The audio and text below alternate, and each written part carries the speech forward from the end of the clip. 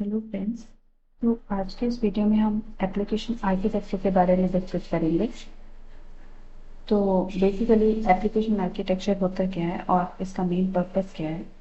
तो जब भी हम कोई कोड लिखते हैं राइट, तो हमारा कोड बेस जो है वो बहुत लूजली कपल्ड होना चाहिए, ये इसका मेन पर्पस है। अब लूजली कपल्ड कोड बेस होता क्या है, इसका मतलब है कि जो हमारे कोड की हर एक एंटिटी है वो सब रिस्पॉन्सिबल होनी चाहिए सिर्फ एक ही रोल को परफॉर्म करने के लिए। ठीक है, मतलब कि सपोज एक क्लास है और वो क्लास की डिपेंडेंसी किसी दूसरी क्लास में ज़्यादा नहीं होनी चाहिए, कोशिश करना है कि ना के बराबर हो, जिससे कि जब भी हम फ्यूचर में कोई नया फीचर आता है और हमें कुछ भी अपडेट करना है, कुछ नया फीचर ऐड करना है, तो हम उस क्लास में चेंज करेंगे, उसके कारण हमें बाकी क्लासेस में मॉडिफिकेशन करने की ज़रूरत नहीं पड़ेगी। या फिर इसके थ्रू हम हमारा कोड टेस्ट करना भी बहुत इजी हो जाता है। तो ऐसा कोड बनाना जो कि लूजली कपल्ड हो, यही मेन पर्पस होता है good design, good application architecture को बनाने का। ठीक है, अब अभी कुछ पॉपुलर पैटर्न्स हैं जिसके थ्रू हम अपने एप्लीकेशन का आर्किटेक्चर डिज़ाइन करते हैं। उसमें होता है, उसमें एक है MVC, सेकेंड है MVP और थर्ड है MVVM। और भी हैं MVI और क्लीन आर्किटेक्चर, वो हम नेक्स्ट वीडियोस में मैं उनके बारे में भी डिस्कस करूँगी। इस वीडियो में हम डिस्कस करने वाले हैं MVC, MVP और MVVM। तो सबसे पहले हम पढ़ते हैं अबाउट MVC। ये सबसे पहला डिज़ाइन पैटर्न है जो कि 1979 में इंट्रोड्यूस हुआ था। इसका फुल फॉर्म है मॉडल व्यू एंड कंट्रोलर। तो इसमें एक व्यू क्लास, मतलब एक व्यू होता है जो कि मॉड्यूल है। बेसिकली ये रिस्पॉन्सिबल होता है जिसमें UI होता है, मतलब इसमें आप डिफाइन कर सकते हैं और डिस्प्ले कर सकते हैं अपने UI को। फिर सेकंड है कंट्रोलर, जिसमें हमारा बेसिकली सारे इवेंट्स की हैंडलिंग होती है, जो कि व्यू में जो भी इवेंट्स होते हैं उसकी हैंडलिंग होती है कंट्रोलर में। और कंट्रोलर उसको उन्हीं जो इवेंट्स हैं उनको डायरेक्ट करता है कि उनको फर्दर आगे कैसे प्रोसेस करना है। और मॉडल जो होता है वो बेसिकली हैंडल करता है सारे बिजनेस लॉजिक को, और इसी में डेटा का मैनिपुलेशन भी किया जाता है। अब हाँ, हम एग्जांपल लेते हैं, जैसे कि एक यूज़र है, ठीक है। अब उसने कोई इवेंट परफॉर्म किया, जैसे कि मान लीजिए उसने कीबोर्ड में कोई की प्रेस किया या फिर माउस क्लिक किया है। तो इसका मतलब है कि वो व्यू से इंटरेक्ट कर रहा है। ठीक है, अब जब भी कोई यूज़र व्यू से इंटरेक्ट करता है, तब वो इवेंट जो व्यू है वो उसको पास करता है कंट्रोलर को। तो वो कैसे पास करता है कंट्रोलर डायरेक्टली, लाइक जैसे कि हम एग्जांपल लेते हैं, जैसे कि व्यू में मान लीजिए कोई बटन है, वो प्रेस हुआ, तो कंट्रोलर के पास उसका इवेंट जो रहता है वो कंट्रोलर में एक मेथड के तरीके से लिखा होता है। जैसे कि हम एंड्रॉइड में लिखते हैं फाइंड व्यू बाय आईडी करते हैं, या फिर ऑन क्लिक लिस्नर लगाते हैं पर पर्टिकुलर व्यू के लिए। और उस व्यू, जैसे कि बटन का एक व्यू आईडी हमें देनी पड़ती है हमारी एक्टिविटी क्लासेस में। तो यहाँ पे कंट्रोलर में बेसिकली एक्टिविटी और फ्रेगमेंट ही होते हैं, जिसमें जो कि व्यू के इवेंट्स को हैंडल करता है। इसके थ्रू व्यू और कंट्रोलर आपस में कनेक्टेड होते हैं। ठीक है, और व्यू अपने इवेंट को पास करता है कंट्रोलर के पास। अब कंट्रोलर उस इवेंट को हैंडल करता है और फिर उसको नेक्स्ट अगर उसको वहीं पे कुछ अपडेट करना है व्यू में, कि जैसे सपोज एक टेक्स्ट व्यू में कुछ हमने एंटर किया है और उसको अब हमने एडिट टेक्स्ट में कुछ एंटर किया है व्यू में, वो इवेंट गया कंट्रोलर के पास। अब कंट्रोलर उस टेक्स्ट व्यू से जो टेक्स्ट आया है उसको किसी एडिट टेक्स्ट से जो टेक्स्ट आया है उसको किसी टेक्स्ट व्यू में शो करना है, तो कंट्रोलर व्यू को अपडेट कर सकता है डायरेक्टली। अब नेक्स्ट सिनेरियो लेते हैं कि जैसे मान लीजिए कि हमने कुछ एडिट टेक्स्ट में कुछ वैल्यू दी है, इनपुट की है और बटन क्लिक किया है। तो अब कंट्रोलर का काम है कि कुछ डेटा मान लीजिए उसे कैलकुलेट करना है या फिर मॉडल क्लास से फेच करना है। तो कंट्रोलर जो भी इवेंट उसे व्यू से मिला है उसको वो पास करता है मॉडल क्लास के पास, और मॉडल क्लास में जो भी वैल्यू है उसको वो मैनिपुलेट कर सकता है बेस्ड ऑन रिक्वायरमेंट, अगर उसमें कुछ भी ऑपरेशन परफॉर्म करना है, या फिर मॉडल क्लास में एग्जिस्टिंग वैल्यू को अपडेट करना है। और अपडेट करने के बाद मॉडल क्लास उस अपडेटेड वैल्यू को ब्रॉडकास्ट करता है या नोटिफिकेशन सेंड करके व्यू को अपडेट कर सकता है। ठीक है, और इसमें एक ये भी होता है कि व्यू भी डायरेक्टली क्वेरी या रिक्वेस्ट करके मॉडल से अपना डेटा, अपडेटेड डेटा या फिर जो भी उसे क्वेरी करनी है पर्टिकुलर डेटा रिक्वेस्ट करके अपने व्यू में रिक्वेस्ट करके मंगा सकता है और उसे अपने व्यू को अपडेट कर सकता है। तो अब ये था हमारा ट्रेडिशनल एमवीसी पैटर्न, ठीक है। अब इसमें कुछ ड्रॉबैक्स थे। इसके सबसे मेन प्रॉब्लम ये थी कि ये बहुत ज़्यादा टाइटली कपल्ड है। हम यहाँ देख सकते हैं कि यहाँ व्यू और कंट्रोलर के बीच में भी बहुत, देखिए यहाँ पे डिपेंडेंसी बहुत ज़्यादा है, और यहाँ पे व्यू और मॉडल के बीच में भी डिपेंडेंसी बहुत ज़्यादा है। तो ये एक सिंगल रिस्पॉन्सिबिलिटी तो नहीं हुई कि हर एक का जो जैसे व्यू है वो अपना सिर्फ एक ही रोल को परफॉर्म कर रहा है, या कंट्रोलर सिर्फ अपने डिपेंडेंसी रखा है, नहीं। यहाँ पे हम जो भी, अगर जैसे कि यहाँ पे हमने लिखा हुआ है कि जैसे कि both view and controller are responsible for updating models. यहाँ पे हम व्यू से भी मॉडल को इंटरेक्ट कर रहे हैं, कंट्रोलर से भी मॉडल को इंटरेक्ट कर रहे हैं। दोनों जन यहाँ पे मॉडल को अपडेट भी कर सकते हैं, एक्सेस कर सकते हैं, ठीक है। इसके थ्रू जब भी हमें कुछ मॉडल में चेंज करना है तो हमें व्यू में भी अपडेट करना पड़ेगा, कंट्रोलर में भी अपडेट करना पड़ेगा। तो ये बहुत ज़्यादा टाइटली कपल्ड पैटर्न है। इसका सॉल्यूशन करने के लिए नेक्स्ट फिर से आया था एमवीसी का ही लेटेस्ट वर्जन आया, जो कि iOS ने इंट्रोड्यूस किया था। उसमें इस प्रॉब्लम को सॉल्व करने के लिए उसने व्यू और मॉडल के बीच में ये जो रिलेशन है इसको ब्रेक कर दिया था, ठीक है। चल, तो हम उसके बारे में अब आगे डिस्कस करते हैं कि कैसे यहाँ से व्यू और मॉडल अब नेक्स्ट जो अपडेटेड एमवीसी का पैटर्न इंट्रोड्यूस किया गया उसमें व्यू और मॉडल डायरेक्ट इंटरेक्ट नहीं करते हैं। तो ये था। नेक्स्ट इसमें हमारा व्यू सेम वैसे ही है जिसमें ये भी अभी भी डिफाइन और डिस्प्ले कर रहा है यूआई को, जैसे कि सपोज एक्सएमएल फाइल है, ठीक है।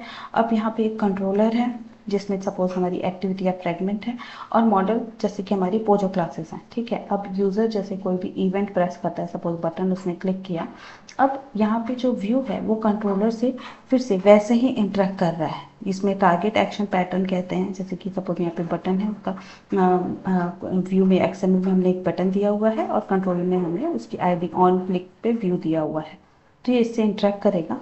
अब कंट्रोलर उस इवेंट को पास करेगा मॉडल के पास, ठीक है, डायरेक्टली। मतलब मॉडल का इंस्टेंस यहाँ पे होगा कंट्रोलर क्लास के पास, और वो अपने मेथड को कॉल करेगा मॉडल क्लास के मेथड को। हमें मान लीजिए कुछ वैल्यू फेच करनी है फ्रॉम डेटा से, तो वो सब लॉजिक लिखा होगा यहाँ पे मॉडल के पास कि वो डेटाबेस से कम्युनिकेट करे, रिक्वेस्ट करे इन्फॉर्मेशन को, और अपडेट करे अपने मॉडल को बेस्ड ऑन द इवेंट्स जो कंट्रोलर के पास से आया है। अब उसके बाद मॉडल उस अपडेटेड वैल्यू को ब्रॉडकास्ट या नोटिफाई कर देता है कंट्रोलर को, और कंट्रोलर फिर अपडेट करता है व्यू को, ठीक है।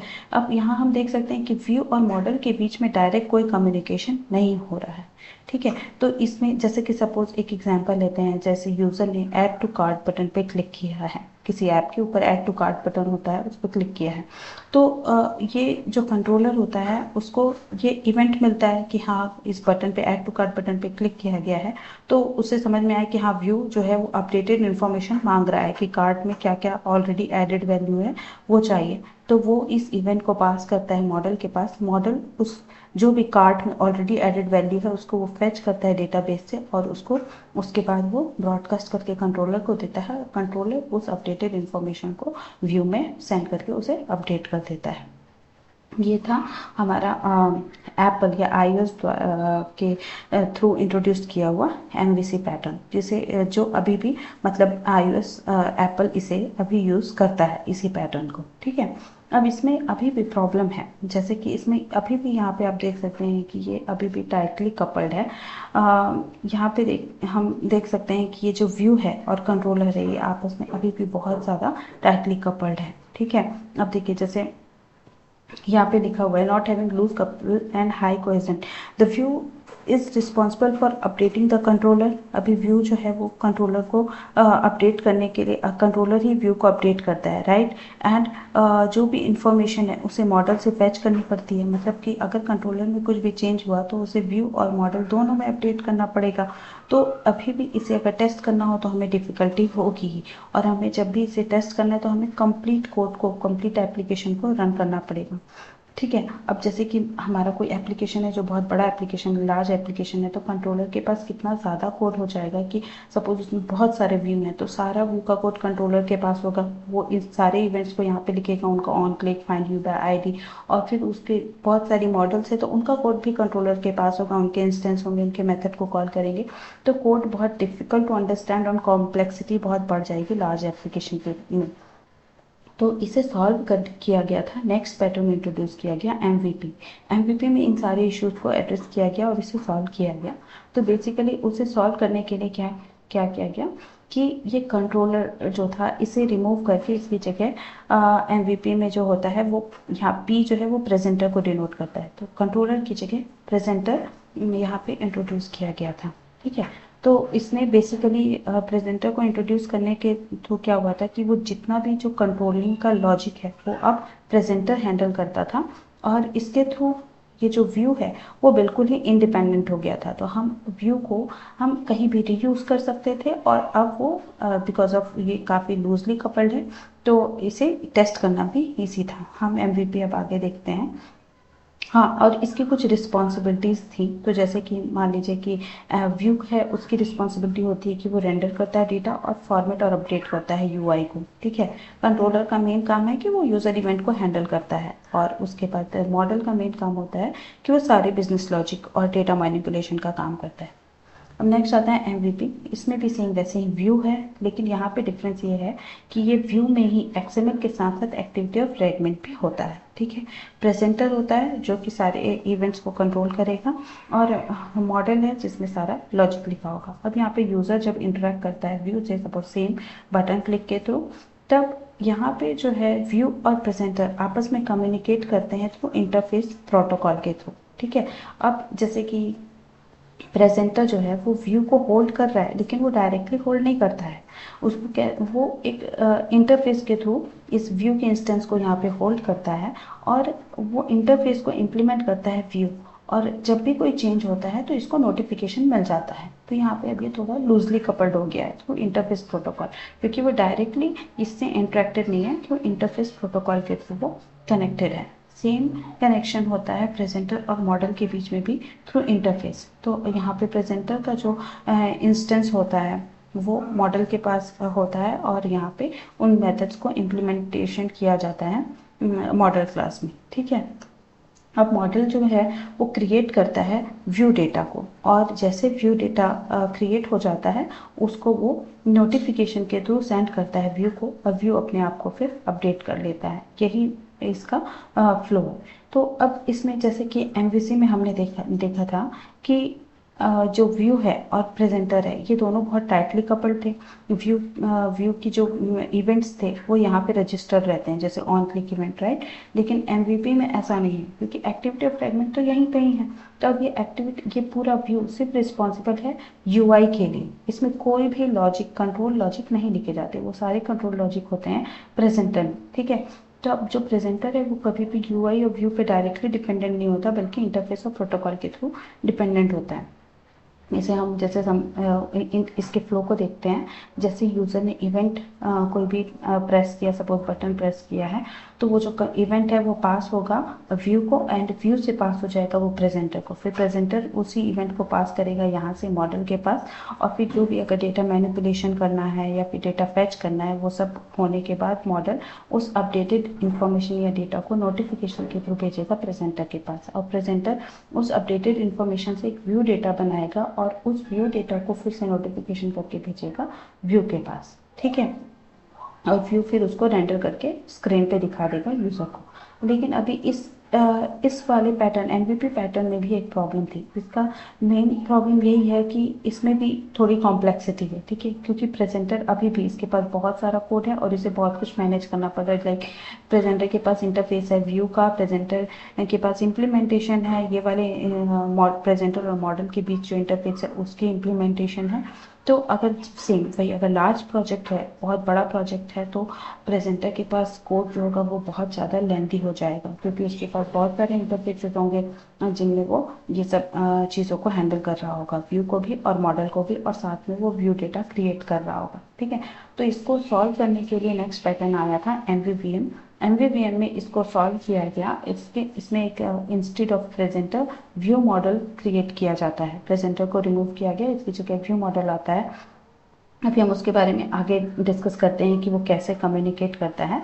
तो बेसिकली इसमें क्या होता है कि ये जो व्यू और व्यू मॉडल के बीच जो कम्युनिकेशन है वो इतना जैसे कि यहाँ पे इंटरफेस और प्रोटोकॉल के थ्रू कुछ कम्युनिकेशन है वो ये इससे भी ब्रेक कर देता है, मतलब जीरो डिपेंडेंसी हो जाती है between view and view model के बीच में। ठीक है, अब एमवीपी की जो रिस्पॉन्सिबिलिटीज़ हैं वो डिफरेंट है एमवीसी से।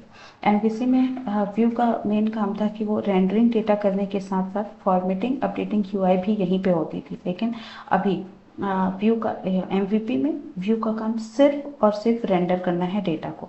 अब फॉर्मेटिंग अपडेटिंग यूआई जो है वो प्रेजेंटर ने मतलब प्रेजेंटर उसे भी रिस्पॉन्सिबिलिटी उसकी हैंडल करता है, और साथ में यूज़र इवेंट को भी प्रेजेंटर हैंडल करता है, और मॉडल जो है उसमें बिजनेस लॉजिक होता है। अब नेक्स्ट डिस्कस करते हैं एमवीवीएम। तो एमवीवीएम जो एक पैटर्न है ये बेसिकली क्रिएट किया गया था माइक्रोसॉफ्ट के थी, और इसमें जितने भी बॉयलर प्लेट कोड हैं उनको रिमूव किया गया था। ठीक है, और इसमें जो प्रेजेंटर जो हमारी क्लासेस हैं, मतलब मॉडल हमारा व्यू और व्यू मॉडल, ये दोनों आपस में कनेक्टेड होते हैं थ्रू बाइंडर। जैसे कि हमने अभी देखा था कि व्यू और प्रेजेंटर कनेक्टेड थे थ्रू इंटरफेस एमवीपी पैटर्न में, लेकिन व्यू मॉडल में सिर्फ यही मेन डिफरेंस है कि व्यू और व्यू मॉडल आपस में कनेक्टेड होते हैं थ्रू बाइंडर। ठीक है, अब यहाँ पे देखिए जैसे कि व्यू है, व्यू मॉडल और मॉडल क्लास है। तो जैसे यूज़र फिर से अपना कोई एक्शन परफॉर्म किया, सपोज टच स्क्रीन किया, तो व्यू और व्यू मॉडल आपस में कम्युनिकेट करते हैं थ्रू बाइंडर एक्सएमएल। इनमें कोई डायरेक्ट कम्युनिकेशन नहीं, कोई डायरेक्ट डिपेंडेंसी नहीं होती। तो इसमें जब भी कोई इवेंट प्रेस किया गया है तो बाइंडर के थ्रू यहाँ पे एक ऑब्जर्वर पैटर्न यूज़ किया जाता है। ठीक है, जैसे ही कोई भी इवेंट परफॉर्म होता है, तो जब भी कोई भी चेंज होता है तो एक लाइव डेटा होता है जो कि डिफाइन किया जाता है व्यू मॉडल में, उसके थ्रू व्यू को ऑटोमेटिक पता चल जाता है कि इस व्यू में कुछ चेंजेस हुए हैं, और वो व्यू अपडेट हो जाता है। ठीक है, और व्यू मॉडल और मॉडल कनेक्टेड होते हैं थ्रू इंटरफेस के थ्रू। तो सेम जैसे कि एमवीपी में था, प्रेजेंटर और मॉडल के बीच में जो कनेक्शन था, वही कनेक्शन व्यू मॉडल और मॉडल के बीच में है एमवीवीएम में। तो यहाँ पे जो मॉडल है वो होल्ड करता है व्यू मॉडल के रेफरेंस को। ठीक है, यूजिंग इंटरफेस या फिर इंटरफेस के थ्रू, एंड व्यू मॉडल जो है वो इन इंटरफेस की इम्प्लीमेंटेशन को प्रोवाइड करता है। अपने इन इंटरफेस की इम्प्लीमेंटेशन व्यू मॉडल की क्लास में होती है, जिसके थ्रू वो मॉडल के डेटा को मैनिपुलेट कर सकता है। और जैसे ही कि डेटा मॉडल का डेटा मैनिपुलेट हुआ या अपडेट हुआ या जो भी चेंजेस उसमें आए हैं, वो उसको नोटिफिकेशन सेंड करके, या फिर मतलब यहाँ पे ऑब्जर्वर भी लगा हो सकता है, उसके थ्रू वो व्यू मॉडल को अपडेट कर देता है कि इसमें कुछ चेंजेस आए हैं। अब इसकी मेन रिस्पॉन्सिबिलिटी ये होती है कि यहाँ पे व्यू जो है वो रेंडर करता है सेम वैसे ही जैसे कि एमवीपी में कर रहा था। यहाँ पे जो भी प्रेजेंटर की रिस्पॉन्सिबिलिटी थी, अब वो सारी रिस्पॉन्सिबिलिटी व्यू मॉडल की है। वो यूज़र इवेंट को हैंडल करता है, फॉर्मेट अपडेट करता है डेट यूआई को, और मॉडल की रिस्पॉन्सिबिलिटी अभी भी सेम है, बिजनेस लॉजिक और डेटा मैनिपुलेशन की। अब हम मेन डिफरेंस पढ़ते हैं कि क्या डिफरेंस आया है एमवीपी में। तो जैसे कि हमने देखा था कि अनलाइक कंट्रोलर इन एमवीसी, एमवीसी में कंट्रोलर यूज़ हो रहा था यहाँ पे। ठीक है, जो कि डायरेक्ट रेफरेंस हैंडल करता था व्यू का। ठीक है, उसके बाद डायरेक्ट रेफरेंस था व्यू का। अब लेकिन एमवीपी में क्या हुआ, हमने डायरेक्ट रेफरेंस हटाया और इंटरफेस यूज़ करने स्टार्ट कर दिया। डायरेक्ट इंटरफेस, वो भी व्यू का इंस्टेंस अभी भी प्रेजेंट था प्रेजेंटर के पास एमवीपी में, लेकिन डायरेक्टली नहीं था, यूजिंग इंटरफेस था। और एमवीपीएम में क्या हुआ कि व्यू का कोई भी रेफरेंस व्यू मॉडल के पास नहीं है, ये दोनों आपस में थ्रू बाइंडर कनेक्टेड होते हैं। ठीक है, तो अब यहाँ पे जैसे लिखा है in MVP we use more interfaces, क्योंकि हमने देखा था कि एमवीपी में हम व्यू और प्रेजेंटर के बीच और प्रेजेंटर और मॉडल के बीच हर जगह हम इंटरफेसेस को ही यूज कर रहे थे। ठीक है, लेकिन व्यू एमवीपीएम में हम क्या करते हैं, व्यू मॉडल के बीच में हम बाइंडर यूज करते हैं। सिर्फ यही एक मेन डिफरेंस यहाँ पे है। ठीक है, तो इसका मेन बेनिफिट क्या होता है कि जब भी हम बाइंडर यूज़ करते हैं इसमें, तो इससे हमें व्यू जो है वो अप टू डेट रहता है। जैसे ही कोई चेंज आता है वो ऑटोमेटिक अपडेट हो जाता है, और इसके लिए हमें कोई एक्स्ट्रा बॉयलर प्लेट कोड नहीं लिखना पड़ता। इसके थ्रू हम काफ़ी कॉम्प्लेक्सिटी रिमूव कर देते हैं और काफ़ी सारा कोड भी रिमूव हो जाता है। इसके लिए बाइंडर कैसे काम करता है उसे देखने के लिए मैंने और वीडियो ऑलरेडी आईपीसी का बना हुआ है और सर्विसेज का, वो आप देख सकते हैं कि बाइंडर एक्चुअल में कैसे कम्युनिकेट करता है बिटवीन टू प्रोसेसेस। ठीक है, तो अब हम नेक्स्ट क्वेश्चन ये आता है कि कुछ और रिस्पॉन्सिबिलिटीज़ भी होती हैं एक ऐप में, जैसे कि जहाँ डेटाबेस की क्लासेस सीखते हैं, नेटवर्किंग क्लासेस सीखते हैं, या फिर पार्सिंग करते हैं, राउटिंग करते हैं। तो ये सारी रिस्पॉन्सिबिलिटीज़ कहाँ हैंडल होती हैं? तो ये सारी रिस्पॉन्सिबिलिटीज़ इन पैटर्न में और ऑफिशियली डिफाइन नहीं की गई हैं कि इसे आप मॉडल में देंगे या फिर व्यू मॉडल में देंगे या फिर कंट्रोलर में देना है, प्रेजेंटर में देना है, ऐसा कुछ भी डिफाइन नहीं किया गया है। ये बेसिकली ये जो MVP, MVC, MVVM ये जो पैटर्न डिफाइन किए गए हैं, ये स्पेसिफिकली UI के इश्यूज को सॉल्व करने के लिए, UI के आपस में कम्युनिकेशन को सॉल्व करने के लिए ही ये पैटर्न्स डिफाइन किए गए हैं। लेकिन ये जो अदर रिस्पॉन्सिबिलिटीज़ हैं like networking, passing, routing, storage, ये सब यूज़र अपने अकॉर्डिंग किसी में भी मतलब इन चाहे वो यूज़र की रिक्वायरमेंट के अकॉर्डिंग वो किसी भी मॉड्यूल में इन्हें हैंडल कर सकता है, या फिर कोई सेपरेट मॉड्यूल बना के भी इसे कोई डिफरेंट पैटर्न यूज़ करके भी वो इन चीज़ों को हैंडल कर सकते हैं। Okay, so I hope you like this video. For more such video, you can like, subscribe and share. And thank you for watching. अगर आपके पास कुछ भी डाउट हो आप कमेंट करके मुझे बता सकते हैं। Thank you.